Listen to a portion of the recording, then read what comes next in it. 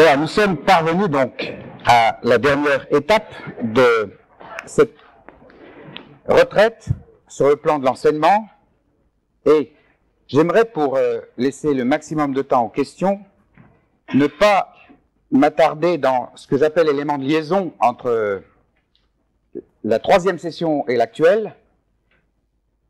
Elle s'intitule, cette quatrième session, une transfiguration inimitable. Transfiguration, ça veut dire que l'élément de ce que je suis, la base, ce que je voyais de moi, ce que je vois de vous, c'est toujours le même. Il n'y a pas une mutation dans le sens que je change de forme. Il n'y a pas de métamorphose. Il y a une transfiguration, c'est-à-dire que, au-delà de ce que vous allez voir de moi, ce que vous aviez vu de moi et moi de vous, il y a cette transcendance, comme si une lumière nouvelle entrait en nous. Pas forcément physique, on ne voit pas mon visage rayonner, bien que ce soit arrivé déjà. On l'a constaté dans l'histoire de grands chrétiens, grands, peut-être le mot est exagéré, ils n'auraient pas accepté ce terme non plus, mais qui ont tellement vécu, non seulement une transformation, mais cette lumière intérieure, que même une lumière physique rayonnait de leur visage. Et cette transfiguration dont je parle, c'est un peu ce que nous allons trouver dans un exemple très simple. Supposez que vous ayez affaire à une personne qui soit très jolie et une personne qui soit tout à fait ordinaire, à la limite, on la trouve moins qu'ordinaire, avec du côté de pas trop jolie. Eh bien, donnez des habits superbes à la personne à peine jolie, et donnez des habits moches à la personne très jolie. Vous allez être surpris de la différence. L'habit va prendre encore plus de valeur sur le dos d'une personne très jolie, même ordinaire, alors que vous avez beau revêtir de très bons habits quelqu'un qui est moche, disons le mot, ça change pas grand-chose. Donc, ça c'est un exemple. Ça ne veut pas dire que c'est une histoire de moche ou très jolie. Nous sommes faits pour être à la ressemblance de Christ dans tout ce que nous faisons. Et cette enveloppe extérieure que nous portons, c'est elle qui va se trouver transfigurée. Quand je dis enveloppe, ça ne veut pas dire mes doigts vont rayonner, encore que ça arrive quand je touche de la haute tension, et ça pique partout, mais c'est pas cela. C'est que tout ce que vous voyez de moi et moi de vous dans votre vie, dans tout ce que nous faisons, disons, pensons même, eh bien, avant c'était tout à fait ordinaire, c'était même déplorable, et le Seigneur reprend ce que je suis, et parce que je suis changé à l'intérieur, même le vêtement extérieur que je porte, ce corps extérieur qui se détruit, s'en trouve embelli. Je précise, pas dans le sens de la beauté physique, bien que ça puisse arriver. J'ai connu des gens transformés par une telle puissance de Dieu dans leur vie, que même leur physique s'en est trouvé changé. Et je suis sûr qu'il y en a qui pourront témoigner de ça. Mais il y a cette transfiguration, et c'est de cela dont nous allons parler, mais nous sommes hier restés sur ce paradoxe que Paul avance résolument, qui se trouve entre les versets 3 et 5. Vous êtes morts, mettez donc à mort. Alors, nous entrons directement dans le vif du sujet, en quelque sorte, en amenant sur un plateau ce vieux conflit entre le vouloir et le faire. Pour que quelque chose se produise dans ma vie, il faut que je prenne une initiative et que je la mette en action. L'initiative vient de ce que je veux. Bien sûr, je sais que quelquefois, je peux être amené, forcé à faire des choses que je ne veux pas faire. Mais prenons l'exemple simple d'une initiative simple. Je dois aller dans telle ville cet après-midi. Tout d'abord, le vouloir, et ensuite le faire. Le vouloir ne s'arrête pas là. Je construis mon plan pour y aller, je choisis l'heure, le véhicule, la route que je vais prendre, et je mets en action, et le faire se produit. Tout ça, c'est la capacité de ce que nous sommes lorsque nous apparaissons en tant que premier Adam. C'est une capacité mise par Dieu dans l'homme lorsqu'il forme et crée le premier Adam. Rappelez-vous toujours ça. Le premier homme n'est pas seulement formé ou créé, il est les deux. Il est formé et créé. Eh bien, cette capacité, nous pensons, lorsque nous nous tournons vers le Seigneur, que c'est celle-là que nous allons mettre en route. Bien sûr, c'est celle-là qui sera mise en route. Mais sur une approche totalement différente de tout ce qu'on peut imaginer. En effet, la première tentation, lorsque je vis en tant que chrétien, que je veux être son témoin, et que je veux que toute ma vie reflète le fait qu'il est entré dans ma vie. La première tentation, disais-je, c'est de mettre mon vouloir en action pour que ce vouloir de lui plaire, de l'imiter, se traduise par une action concrète. Donc, je veux suivre le Seigneur, je veux le servir, et je dis qu'avec l'aide du Seigneur, je peux. C'est cela que nous allons démystifier comme étant la mauvaise approche.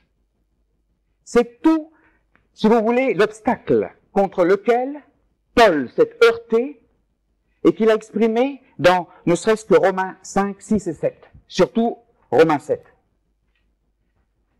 Voilà, vouloir et pouvoir. Voilà ce que l'on dit en essence, si je reprends le vouloir et le pouvoir. Nous disons, si moi je veux le servir, le Seigneur peut m'amener à le servir. C'est déjà mieux. C'est pas moi tout veut, tout peut. C'est si je veux, le Seigneur peut pour moi, il peut m'aider. Et nous pouvons aussi le dire dans un autre sens. Si le Seigneur veut que je le serve, il me fera pouvoir le servir. Voyez, vouloir pouvoir, vu dans les deux contextes. Moi, lui, moi. C'est pas difficile à retrouver si vous faites l'exercice vous-même. Si je veux le servir, il peut me donner la force pour le faire. Si lui veut que je le serve, eh bien, il fera que je puisse le servir. Eh bien, dans les deux cas, c'est une impasse. Et sans plus tarder, nous allons lire pourquoi c'est une impasse. Nous allons ouvrir notre Bible. Tout d'abord, dans Romains, au chapitre 7, Romains chapitre 7, nous allons lire le verset 18 au verset 25, ainsi que les versets 1 et 2 du chapitre 8. Donc, je commence ma lecture dans le livre des Romains, au chapitre 7, au verset 18. Alors pareil, je vous lis du grec, mais en passant par l'anglais cette fois-ci. Alors je ne vais pas vous lire en anglais, je vais lire en français, mais je vais directement superposer le texte anglais qui est devant moi. Et vous m'excuserez s'il y a quelques hiatus de mauvaise traduction de ma part, mais voici, en regard à ce que vous avez sous votre nez, dans votre version, ce que cela donne. Verset 18. En effet, je le sais sur la base de l'expérience, que le côté charnel de mon être peut difficilement être appelé l'asile de ce qui est bien. Souvent, je trouve que j'ai la volonté de faire le bien, mais pas la puissance. C'est-à-dire, je n'accomplis pas le bien que je me mets en tête de faire, et le mal que, en fait, je ne veux réellement pas faire, je trouve que je suis toujours en train de le faire. Cependant, si je fais des choses que je ne veux pas faire réellement, alors, et je le répète, c'est moi qui l'ai fait. Ce n'est pas moi qui le fais, mais le péché qui a trouvé sa place en moi. Mon expérience de la loi est que lorsque je veux faire le bien, la seule chose qui est à ma portée, c'est le mal.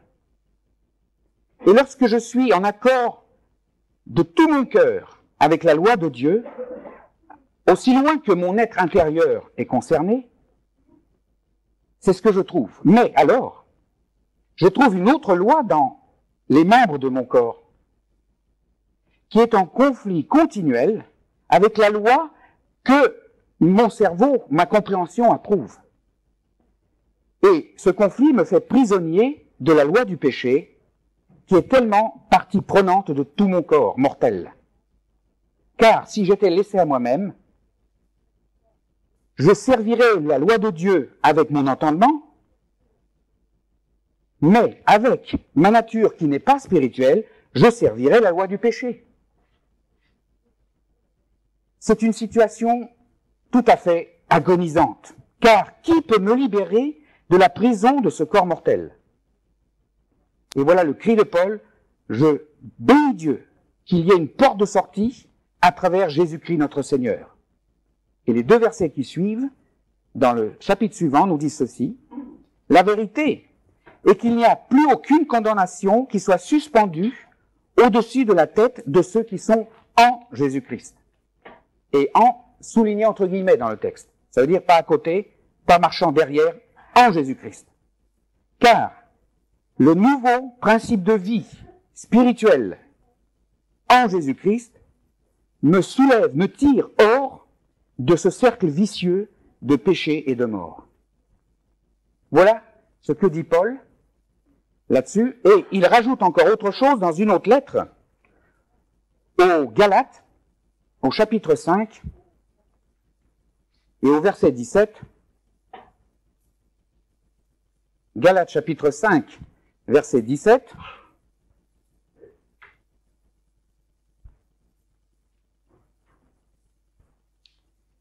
Car toute l'énergie qui est implantée dans notre nature inférieure, c'est-à-dire celle du premier Adam, est dressée contre l'Esprit de Dieu, alors que toute la puissance de l'Esprit de Dieu est contraire aux incitations de cette nature basse du premier Adam. Et là est le conflit. Et ceci est ainsi pour que vous ne soyez pas capables de faire ce que vous voudriez faire. Mais si vous suivez l'Esprit de Dieu, vous vous trouvez dégagé de la loi. On parle d'un conflit dans Romains, il explique. Il dit ceci. Je répète ce que j'ai dit au début, avant de la lecture. Si moi je veux servir le Seigneur, il me donne la puissance pour le faire. Paul nous dit, le je en question, je parle toujours de notre volonté humaine, celle qui fait partie des capacités du premier Adam. Me voilà dans une situation précise. J'ai par exemple tel défaut dans ma nature, de me mettre rapidement en colère, de ne pas aimer ceux qui m'entourent. Je veux que ça parte. Et c'est normal. Il n'y a pas besoin d'être chrétien pour vouloir ça. Dans une certaine forme d'humanisme et de morale qui suit une certaine forme d'humanisme, on a aussi le désir de ne pas heurter ceux qui nous entourent. Et on applique toute sa chair à ça. Eh bien, revenons aux chrétiens.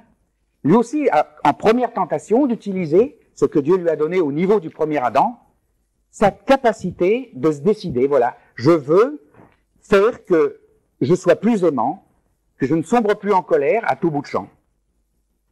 Et je déduis que Dieu qui m'a créé peut le faire, je vais lui demander la force. Et voilà ce que Paul dit. Il dit, tu le veux ça avec ta tête.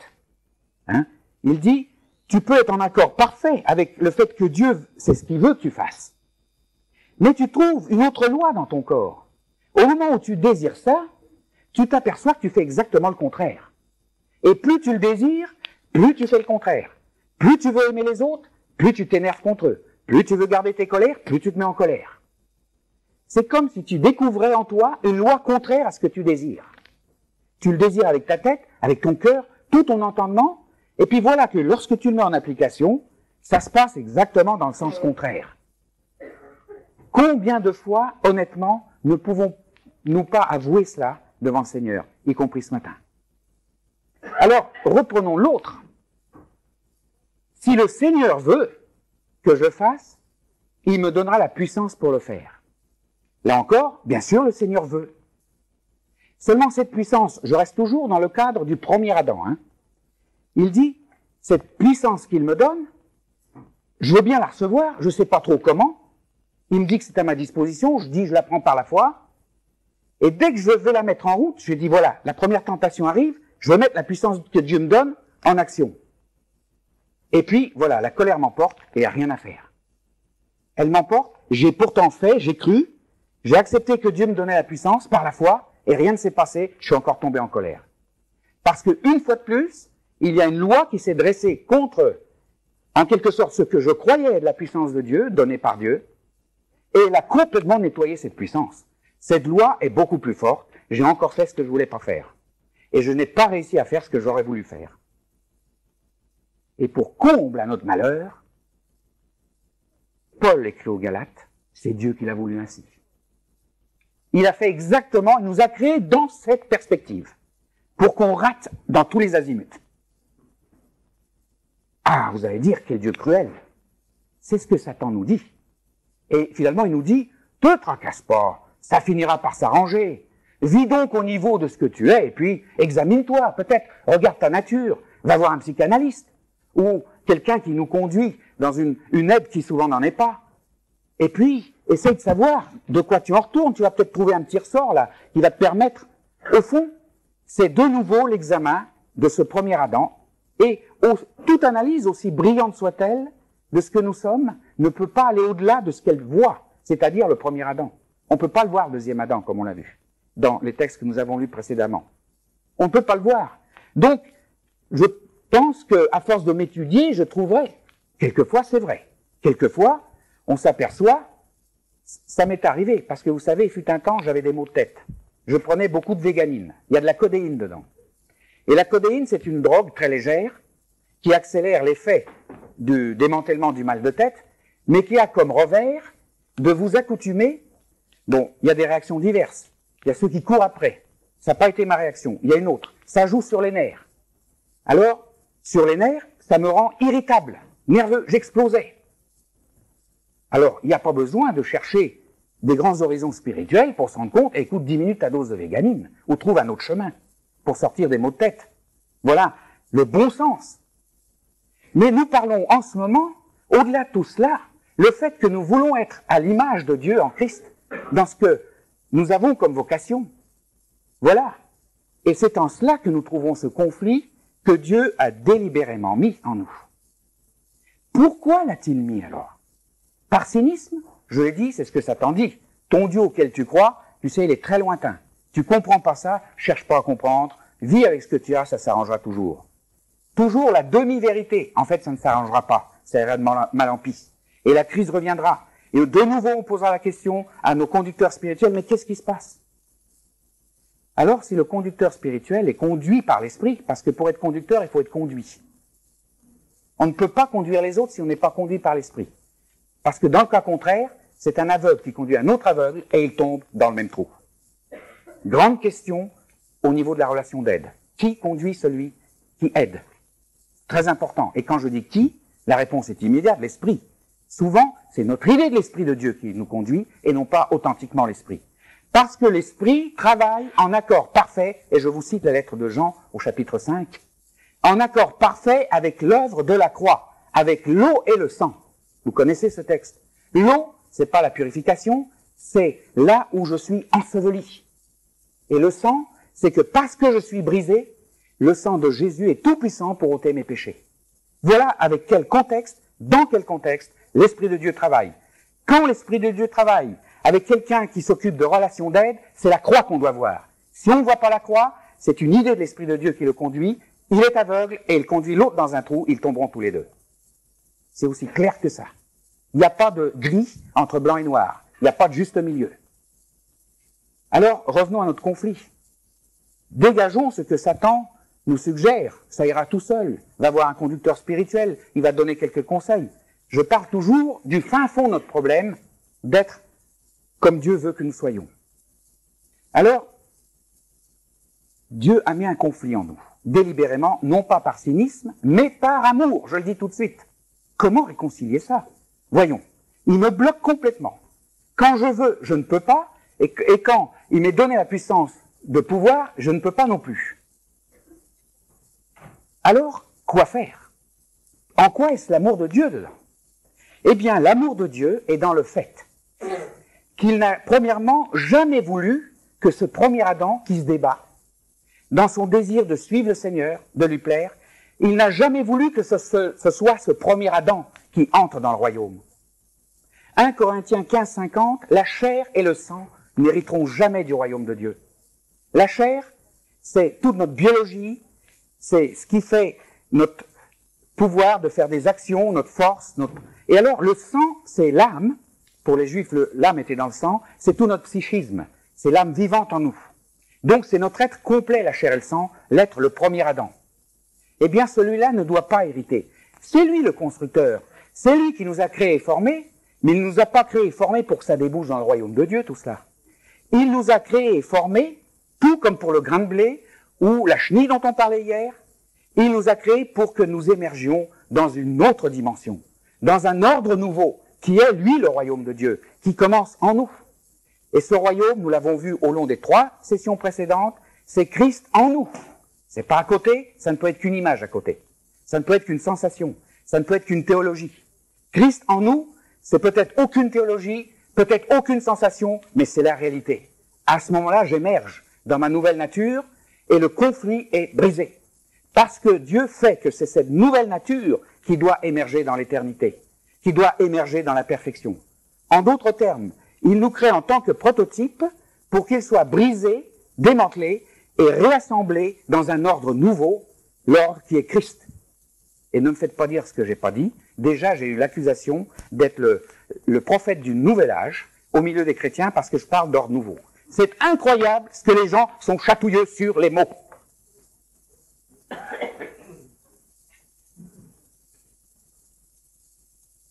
Que le Seigneur nous donne d'écouter au-delà des mots et de recevoir, et je l'ai dit tout à fait au début, de recevoir au niveau d'une écoute directe entre lui et nous, l'écho de la vérité dans ce qui est dit. C'est ça le critère d'acceptation. C'est pas ce que je comprends, c'est pas mon épiderme. Je vais pas sauter au plafond à chaque fois que quelqu'un me dit quelque chose, je crois, et que l'autre ne croit pas. C'est la chair tout cela. Ça ne glorifie pas le Seigneur. Un bon entendeur salue, y compris moi-même. Moi aussi je saute quelquefois. Et quand un Russe saute, ça fait du dégât.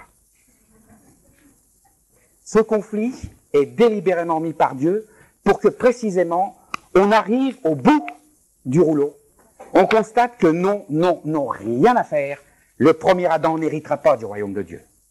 Et aussitôt que nous laissons Christ entrer en nous et nous entrons en lui, le conflit commence à se résoudre. Alors tout change. Parce que je n'entre pas dans cette nouvelle nature autrement que par ce brisement. Et le premier brisement, c'est ma volonté et mon pouvoir. Le vouloir et le faire tel qu'il a mis en moi, il l'a crucifié avec lui sur la croix. Pourquoi est-ce que je persiste à vouloir m'en servir? Et quand je m'en sers, je fais peser la condamnation sur moi. Je continue dans l'ancien ordre qui n'a aucun débouché. Alors, lorsque j'entre dans le nouvel ordre, le royaume, ce fameux mot grec ktisis, si quelqu'un est en Christ, il est une nouvelle. Les traducteurs étaient embarrassés. Créature, non, trop petit. Création, c'est un mot, en fait. Le mot ktisis veut dire un nouvel ordre en devenir. Il entre dans ce nouvel ordre qui ne sera qu'en devenir tant qu'il sera sur terre. Mais ce devenir débouchera dans ce royaume.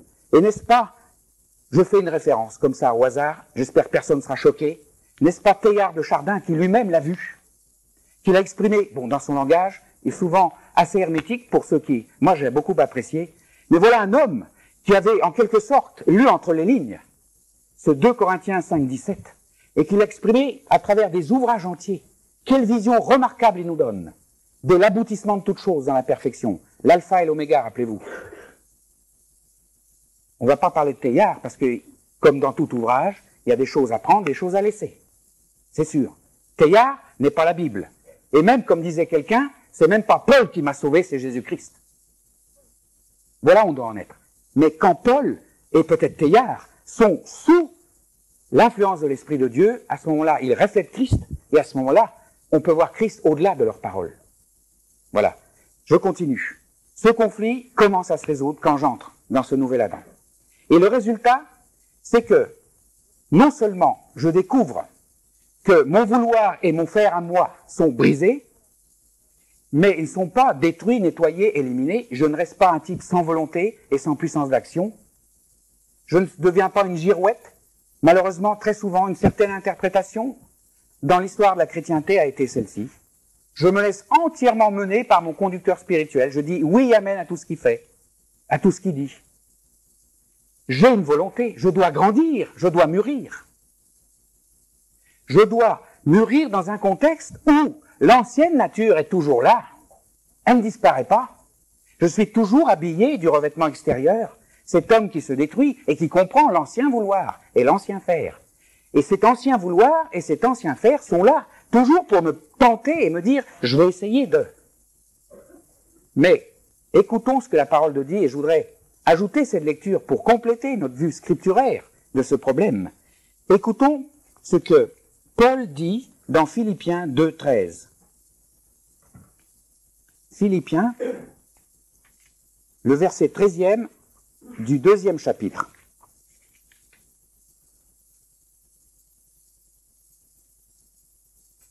Alors, je prends un peu avant, pareil, je paraphrase de l'anglais qui a traduit mot à mot le grec. Complétez, donc parachevez, le salut que Dieu vous a donné, avec un sens absolument correct de respect et de responsabilité. Car c'est Dieu qui est en action au-dedans de vous, activant la volonté et la puissance pour arriver à accomplir son dessein. C'est Dieu qui est à l'œuvre en vous et qui énergise votre volonté et votre puissance. Second dit, c'est Dieu qui met en nous le vouloir et le faire. C'est un peu trompeur, parce que ça a l'air de dire, voilà, il l'a mis, bah tu te débrouilles avec maintenant. Non seulement Dieu ne met jamais une chose et nous laisse suspendus dans le vide. S'il a mis en nous le vouloir et le faire au niveau du premier Adam, c'est d'abord pour que nous nous rendions compte qu'on ne peut rien en faire. Notre volonté, aussi belle soit-elle pour le servir, n'amène qu'à voir la chair qui domine. Notre notion de puissance, même quand nous la demandons de Dieu, se heurte à une puissance beaucoup plus forte, celle de la chair qui est déchue. Mais Dieu qui a mis le vouloir et le faire, l'a mis pour le transformer par un démantèlement et un réassemblage. C'est en cela. Et à partir du moment où ce réassemblage commence à se faire, on n'attend pas la fin. Déjà, il énergise, il souffle sa puissance dedans. Et nous nous découvrons avec une volonté puissante, et nous découvrons avec une puissance d'action. Mais c'est plus la nôtre en tant que propriété personnelle. Nous sommes transfigurés. C'est toujours notre volonté, notre capacité de vouloir, c'est toujours notre capacité de pouvoir, mais elle est transfigurée. C'est la puissance de Dieu cette fois-ci qui passe au travers. Une puissance qui, je rappelle toujours, travaille en accord parfait avec la croix. La croix nous suit, non pas comme l'expression de notre persécution et de nos souffrances physiques, et puis on en rajoute. Non, quand on veut suivre le Seigneur, il faut d'abord renoncer à son vouloir, à son faire en tant que tel, se saisir de cette croix sur laquelle le vouloir et le faire ont été crucifiés, et ensuite s'engager en lui à suivre ce qu'il a mis devant nous. Et comme il nous a précédés dans ce qu'il a mis devant nous, on voit comme des traces de pas, mais il est en nous. Il ne marche pas devant nous, il est en nous. Il se suit lui-même en nous, si j'ose dire. Et dans cette marche, nous découvrons que Dieu nous a transfigurés. Cette faculté de vouloir et de faire rayonne la puissance de Dieu. Je suis toujours en possession, mais nous sommes en quelque sorte, excusez-moi le mot, en copropriété.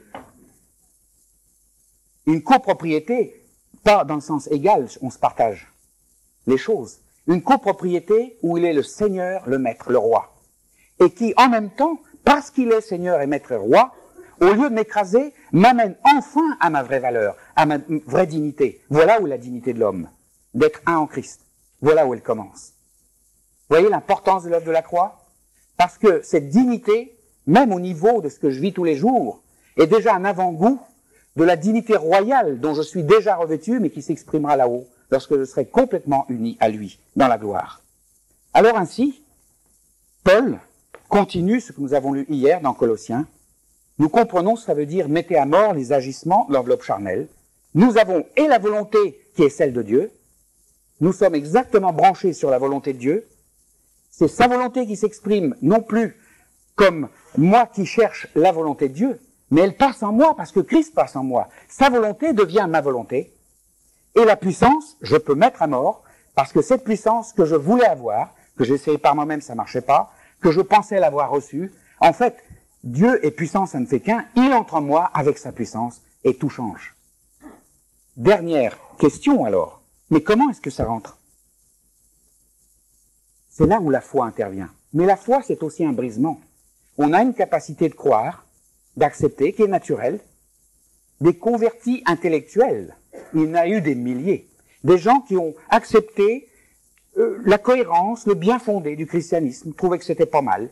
D'autant plus tentant que lorsque le christianisme est présenté sous la forme que j'appelle apologétique. Voilà une longueur d'onde du monde anglo-saxon que vous connaissez peut-être peu dans les civilisations d'origine latine.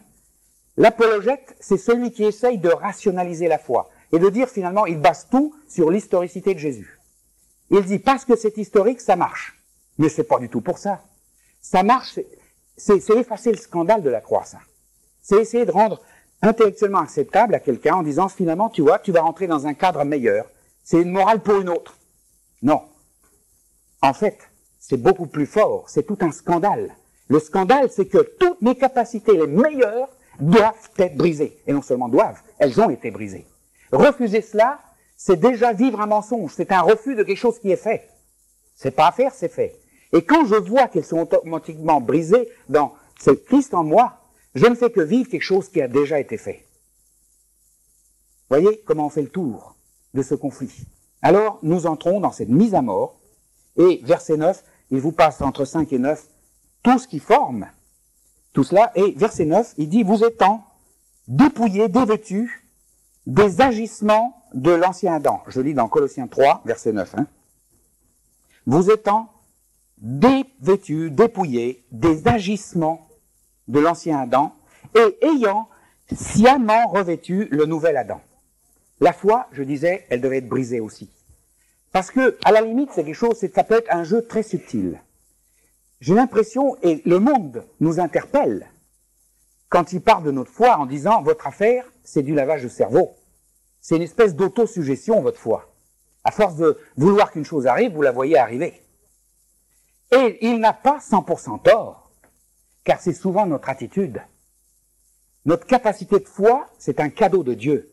Elle existe en nous, mais elle aussi doit passer, tout comme le vouloir et le faire, par un brisement, afin qu'elle soit reconstituée en Christ. Et là, même quand je dis, Seigneur, maintenant, je commence à voir ce que c'est de vivre en toi, comment le vouloir et le faire sont enfin réconciliés, etc. Mais il me reste ce pas à faire, je voudrais entrer dedans, et à la limite, je crois, c'est vrai, je crois, et puis alors, le jour après, on retombe, et on retombe. J'ai dit, je crois, je continue, et c'est là que le lavage de cerveau entre. C'est pas une mantra, je crois. C'est pas la répétition d'une formule magique. Le je crois, c'est celui d'Abraham, le père de la foi. Il partit sans savoir où il allait, mais il partit. Nous attendons des signes pour nous montrer qu'enfin notre vouloir et notre faire ont été transférés en Christ. Que Christ est vivant en nous. Et on reste sur place, on attend les signes. Mais alors il n'y a pas besoin de foi s'il donnait les signes. On marcherait tout seul sur des béquilles. Non. Il nous dit, à travers Abraham, vous partez. Voilà, la journée commence, les mêmes tentations vont revenir, vous le savez très bien. J'ai pris l'exemple de se mettre en colère, manquer d'amour. Mais cette fois-ci, votre attitude a complètement changé. Pour commencer, vous le faisiez peut-être toujours, mais votre prière du matin, qui remet la journée au Seigneur, même change de coloration. Vous ne dites plus, Seigneur, aide-moi à ne pas me mettre en colère, parce que vous vivez l'ancien conflit. Seigneur, aide-moi à aimer, mets ton amour en moi. Ça, c'est un manque flagrant de foi, alors. Parce qu'il l'a mis. Dire au Seigneur, mets l'amour dans mon cœur, c'est refuser le fait qu'il l'ait mis. Déjà, je dis au Seigneur, dans l'acte de foi, merci, parce que tu as mis en moi cette nature nouvelle. Seigneur, non seulement c'est un merci de reconnaissance, mais c'est un merci d'action. Voilà, je vais m'engager dans la journée. Je sais, par la foi, je ne comprends pas, je ne sens rien, mais je sais que tu as mis en moi une nature nouvelle. Et je marche. Alors, quelquefois, le Seigneur nous donne, pour nous fortifier, vous savez, il n'est pas un tyran. Il nous aime, il connaît nos faiblesses, mais 100 fois, 1000 fois mieux que nous-mêmes. Et dès le matin, peut-être, il nous donne déjà l'aperçu de ce qu'est cette victoire. Parce que, là encore, on ne lui a pas demandé, Seigneur, donne-moi la victoire. On l'a remercié, on lui a dit, Seigneur, je te remercie pour la victoire que tu as donnée sur mon ancienne nature, sur la croix. C'est ça qui honore le Seigneur. C'est pas de lui demander. Pourquoi demander quelque chose qui est déjà disponible? Il n'y a qu'à s'en saisir. Alors, nous partons, et puis peut-être, connaissant à quel point nous sommes vulnérables encore, vous savez, c'est comme un gosse qui commence à marcher, il nous donne tout de suite l'aperçu concret d'une victoire sur notre manque de patience, sur notre manque d'amour. Mais très souvent, je ne veux pas mettre de chiffres, je dirais très souvent, c'est le contraire qui se passe. Voilà, on est parti, on est content, on se dit ça y est. Même à prière, comme le frère a dit, à nouvelle coloration, j'ai accepté du Seigneur, je lui ai dit merci, et puis vlan, je m'écroule. Ah, le premier coup, je rencontre des gens que je voyais toujours, et délibérément, le Seigneur déjà travaille, me teste, dans le sens il m'éprouve pour que je grandisse. Il permet que ces frères, qui jusqu'ici étaient à la limite de ce que je pouvais accepter, mais là, alors là, ce qui me sortent. Alors là, j'étais prêt à faire face à une situation identique comme avant, qu'ils étaient juste à la limite, mais là, étant donné ce qu'ils déblatèrent, alors là, je ne me tiens plus et je leur dis ce que je pense. Et voilà, après, je suis tout triste. Je suis tombé. Il faut ramasser les morceaux et faire le bilan. Faut pas se dire, ça n'a pas marché, j'y crois plus. Bon, ça arrive des fois aussi. Déjà, peut-être que je suis parti, le matin même, quand j'ai dit, dans la foi, je sais, Seigneur, que maintenant c'est toi qui vis en moi. Je l'ai fait là aussi, c'est la dernière subtilité de la chair, la dernière peau de banane qu'elle nous met sous les pieds. Elle m'en a fait une conviction intellectuelle, et je tremble en disant, pourvu que ça marche. Ça y est, j'ai manqué de foi. J'ai dit, Seigneur, merci pour la force que tu me donnes, et dès que la journée démarre, la prière est tournée, j'ai déjeuné, je suis au travail, où je rencontre ces gens, je me suis en train de me dire, pourvu que ça marche. Ça y est, j'ai douté. Comme Pierre, j'ai regardé mes pieds, et je m'enfonce. Et ça explique. Mais quand je ramasse les morceaux, la différence fondamentale avec avant, cette prise de position, c'est que, en regardant les morceaux, le Seigneur me montre, je ne peux pas le voir moi-même, c'est toujours l'Esprit qui l'éclaire. Il me montre, t'as vu, t'as douté, parce qu'au fond, tu n'étais pas très sûr. Et sur quoi tu t'étais basé pour pas être sûr? T'as regardé tes pieds, tu t'es dit, ça va se passer comme avant. Est-ce que tu crois que le Seigneur est tout puissant? Quelles que soient les circonstances, même si la colère commence à démarrer, au lieu d'écouter ta colère, rappelle-toi ce que tu as dit dans ta prière ce matin. Rien que ça, des fois, désamorce la bombe. Avant même qu'on se rappelle ce qu'on a dit, d'un seul coup, une paix nous envahit, et on saute au cou de celui qui nous insulte. Lui, il comprend plus rien, alors lui, c'est fini. Enfin, ça ne va pas jusqu'à là. Premier pas. On part sans savoir où on va. Se dire, est-ce que ça va marcher, c'est déjà vouloir savoir à l'avance si, précisément, je suis parti dans la bonne direction. Je pars sans savoir où je vais. Je prends la vie comme elle arrive. Mais j'ai la certitude absolue, donnée par le Seigneur, non pas la mienne.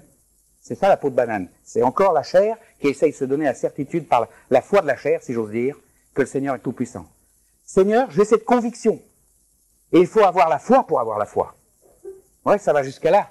Enfin là, on rentre dans une subtilité qui sort du cadre de cette rencontre. Je dis que le Seigneur ne nous fait pas jouer des petits tours de subtilité. La foi, c'est lui qui l'allume. Je pars et il permet dans un sens que je tombe pour que je vois à quel point je n'ai pas encore tout rendu. À quel point je veux encore une assurance intellectuelle avant. L'assurance intellectuelle, c'est une capacité. Elle arrivera après le pas de la foi. Quand tout marchera, j'aurai déjà intellectuellement même la certitude ça marche. Mais je n'en ferai plus une précondition pour marcher. Voilà la différence fondamentale. Et ainsi, nous nous revêtons progressivement, comme il est dit au verset 12, l'homme nouveau. Mais ce dépouillement se traduit, comme j'ai dit instantanément, c'est pas, faut d'abord enlever pour mettre. Ça, c'est l'ordre logique des choses. Je peux pas et me déshabiller et m'habiller en même temps. Vous pouvez imaginer le désordre. Il y a des gosses qui font ça, j'ai vu. Vous voulez faire les deux. Bon. Ils sont, à un moment donné, ils peuvent plus rien faire.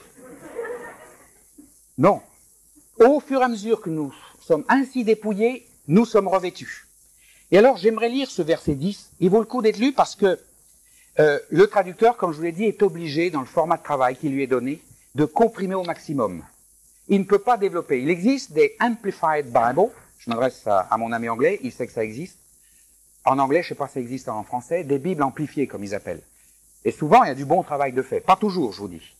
Mais voilà comment je verrai ce verset 9 qui parle. Hein, vous étant dépouillés du vieil Adam et ayant revêtu l'homme nouveau qui se renouvelle dans la connaissance selon l'image de celui qui l'a créé. Ça sonne très joli, mais essayez de déchiffrer ça. entre nous, c'est pas ce que je vais vous donner qui va forcément être déchiffrable aussi. Reconnaissons les choses comme elles sont. Et je prétends aussi que même en lisant cette version seconde, il y en a qui l'ont déchiffré dans l'esprit. Car le travail, comme j'ai dit, c'est dans le fond de nous-mêmes qui se produit et c'est le Seigneur qui fait. Mais néanmoins, voilà comment je vois l'homme nouveau qui se renouvelle dans la connaissance selon l'image de celui qui l'a créé. J'ai découpé ça en plusieurs sections de phrases. Cet Adam final se renouvelle continuellement. Voilà, première étape, première phrase. Ce premier pas est suivi par d'autres. Et petit à petit, nous acquérons une assurance dans la foi qui n'est plus la nôtre, mais celle de Dieu en nous, et qui devient nôtre parce qu'il est en nous, copropriété. Et cette assurance nous fait grandir dans la foi. C'est pas la foi qui augmente, comme j'ai dit, c'est nous qui grandissons dans la foi. Pas à pas, nous passons aussi par des chutes. Mais cette fois-ci, la chute ne prend plus l'allure tyrannique qu'elle avait au départ, où elle remettait tout en question. Immédiatement, avant même que j'ai réfléchi, je suis déjà en train de ramasser les morceaux, je me mets devant le Seigneur, qu'est-ce que tu as voulu me montrer par le fait que tu as permis que je chute? Voilà, c'est déjà, nous commençons à mûrir. Et voilà, cet Adam final, il se renouvelle continuellement. Il y a des périodes lentes, des périodes rapides, mais il n'y a pas d'arrêt. Il se renouvelle continuellement. Point. Son renouvellement puise ses ressources, il faut de l'énergie pour renouveler quelque chose, dans ce qui est la plénitude de la connaissance totale. Ce qui est la plénitude de la connaissance totale.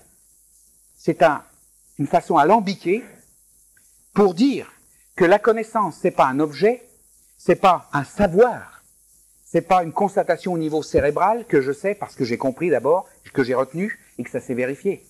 C'est pas ça. La connaissance, c'est faire un avec. L'exemple que je cite souvent, c'est la lumière.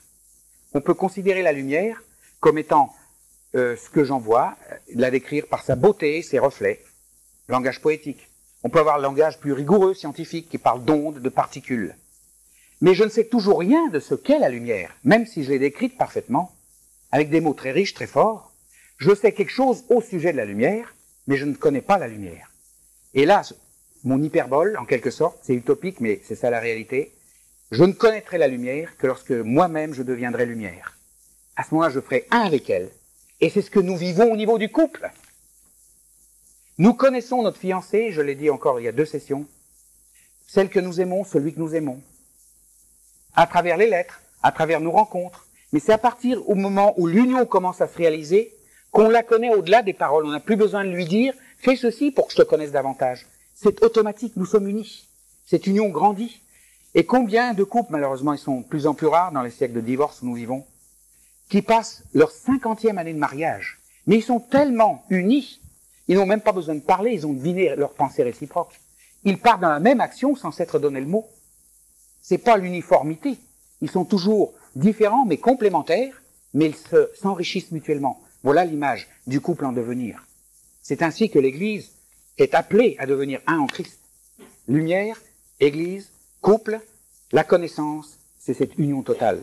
Eh bien, celui qui est la connaissance, dans lequel nous sommes appelés à nous unir totalement, quand notre corps aussi, celui-là qui nous a joué tellement de tours, avec ce vouloir et le faire entre autres, quand ce corps-là lui aussi sera brisé par les liens de la mort et ressuscité par la puissance de Christ, quand celui-là se joindra à nous, à ce moment-là, dans cette totalité, nous serons dans la connaissance totale. Mais en attendant, cette connaissance n'est pas quelque chose en réserve, elle agit déjà, elle nous donne les forces de ce renouvellement. On ne sait pas ce que c'est intellectuellement, mais la voilà en action. Et pour terminer cette phrase de seconde, sa traduction du verset 10, cette pleine connaissance se fonde en l'image de celui qui parachève le nouvel Adam. Au fond, je viens d'en parler, cette connaissance, c'est Christ. Christ qui est l'image visible du Dieu invisible, c'est-à-dire l'image au niveau du vécu déjà sur terre de la réalité glorieuse de Dieu. C'est tout cela, cette transfiguration. Alors, je termine. Paul ajoute dans cette lettre à l'église de Colosse, « Car Christ est le tout vivant en toutes choses », verset 11 de Colossiens 3. « Car Christ est le tout vivant en toutes choses ».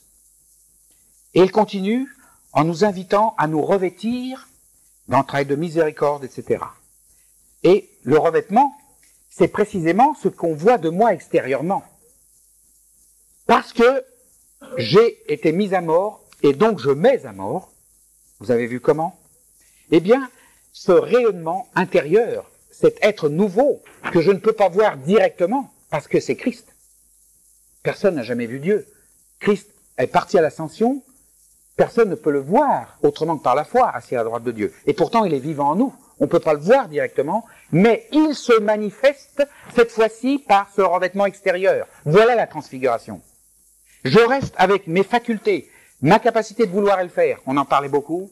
Celle-là, parce qu'elle rayonne, que c'est Dieu qui l'énergise, au lieu que ce soit mes efforts pour lui, c'est lui, pour sa gloire à travers moi, à ce moment-là, je suis transfiguré. Et ce revêtement, c'est ce que l'autre voit de moi. Moi, personnellement, je ne me déchiffre pas. Votre vie est cachée, cryptos, on l'a vu hier, encryptée. Mais l'autre voit le changement, il dit, mais il est plus pareil. Hein? L'autre jour, je l'ai vraiment excité, au lieu de m'insulter, il m'a sauté au cou. Qu'est-ce qui se passe? Il ne comprend pas non plus d'ailleurs. Il ne peut pas me déchiffrer, mais il voit un changement. Et moi aussi, je peux voir ce changement. Et le revêtement suprême, verset 14, par-dessus toutes ces choses, revêtez-vous de l'amour, qui est l'assujettissement de toutes choses à ce qui s'achève dans la perfection.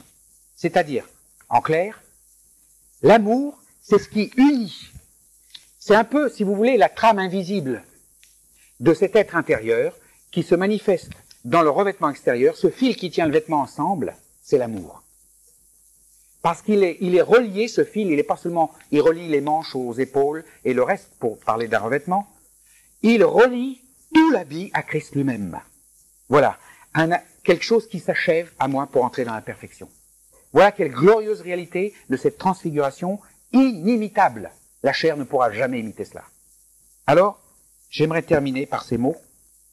Et laissez la paix de Christ, verset 15, à laquelle vous avez été effectivement appelés en un seul corps, gouvernez dans tout ce qui est vous. Gouverner, gouverne dans le sens que c'est un indicateur. Dès que je sors, la paix me quitte. Dès que je sors de cette marche, la paix me quitte. Souvent, la paix, c'est pas l'angoisse, l'antithèse. C'est de nouveau l'assurance, je vais pouvoir faire quelque chose. Ce vieil ennemi, c'est-à-dire mon ancien moi, reprend le dessus.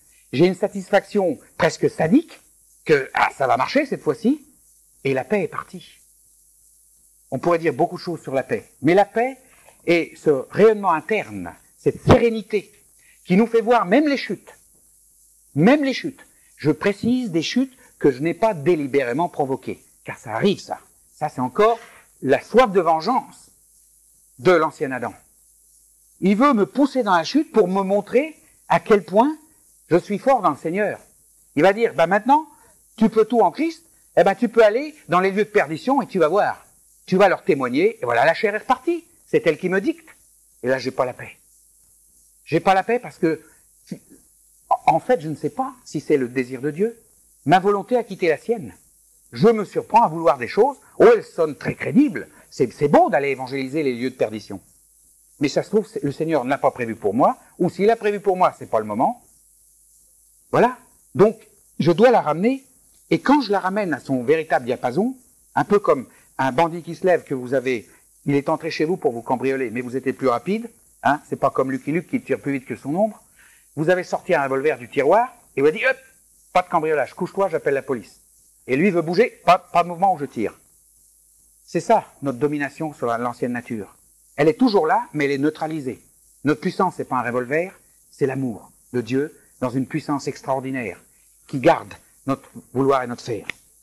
Et ensuite, cette paix qui nous envahit, gouverne, nous dicte, ça devient le critère par lequel je sais que je m'écarte ou je reste. Je me rappelle avoir été pilote dans l'aviation, une escadrille un peu spéciale, mission spéciale, des fois très dangereuse, et entre autres, nous étions rattachés à l'armée de terre, mais nous devions aussi savoir atterrir sur des porte-avions. Alors à l'époque, il n'y avait pas tous les radioguidages, et ils existaient, mais on nous faisait apprendre ça par l'ABC. Il fallait, en quelque sorte, passer dans un faisceau lumineux qui était jaune. Et quand on était dans le faisceau, on savait sans voir le porte-avions qu'on était dans l'axe. On avait aussi un taux de chute de l'avion, un taux de descente, qui nous disait, à partir d'un point de départ, qu'on approchait le pont par le bon angle aussi. Et alors, si par hasard je m'écartais, je voyais à gauche ça s'allume rouge et à droite ça s'allumait vert. Je savais d'après la couleur, si j'allais à droite à gauche, ça me permettait une réaction. J'étais guidé par le faisceau. C'est un peu ça la paix. nous marchons par la foi au niveau où on ne sait pas où on va, au niveau entendement humain, mais cette paix nous guide.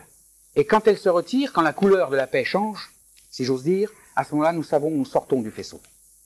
Et, dernière phrase, alors, sachez, ou plutôt soyez reconnaissants, dit second, dans ce dernière partie, dernier verset. Et alors, le mot reconnaissant, c'est le mot qui a donné naissance à Eucharistie. Le mot est Eucharistoi. Et Eucharistie veut dire, au-delà de ce que nous célébrons, au niveau de la communion, veut dire, c'est retourner une grâce. Donc, soyez reconnaissants, sachez retourner les grâces à Dieu. Pas dans le sens, Seigneur, j'en veux pas, c'est pas ça du tout. Savoir retourner une grâce, c'est savoir lui donner une valeur dans mon obéissance dans la foi. Il me donne toutes ces grâces, tout vient de lui. Ce contrôle sur moi-même, etc., on a beaucoup parlé. Ça vient de lui. Sachons l'honorer en faisant que nous nous soumettons à sa grâce plutôt qu'à nos impulsions. Et cela sera notre façon de lui être reconnaissant. Eucharistie, sachons donner de la valeur aux grâces divines en les lui retournant dans l'accomplissement de sa volonté. C'est lui qui nous honore et nous l'honorons. Eh bien, j'en ai assez dit. Bon Seigneur.